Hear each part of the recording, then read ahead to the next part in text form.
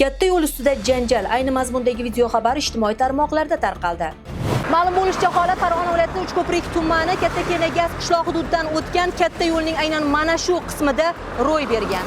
Holat yuzasidan Farg'ona viloyati Ichki ishlar boshqarmasi tomonidan berilgan ma'lumotlarga ko'ra, o'sha kuni Bag'dod tumanidan Qo'qon shahriga harakatlanib kelayotgan yo'lovchilar o'zaro yo'l talashib, janjallashib qolgan va yo'lning aynan mana shu qismiga kelib, mashinani to'xtatib, pastga tushib, do'pposlashib ketgan. Men shu yerda turgan paytimda jenteradagi bolani tushirib urib ketishdi bu yerda. Biz yugurib borganimizgacha u bola qaysi urib ketdi. Biz yugurib borib ajratishimizga qaramadi. Jenteradagi bolani qoshlari, shu miya sohalari yolladi. Janjallashgan yigitlarning shaxsiga shu kunning o'zida aniqlik kiritilgan. Unga ko'ra, Spark avtomashinasida bo'lgan 3 nafar shaxslar Bag'dod tumani Ultarma qishlog'idan, Jentera haydovchisi esa Dang'ara tumani Oltiqo'sh mahallasida yashovchi 2002-yilda tug'ilgan fuqaro ekanligi aniqlangan.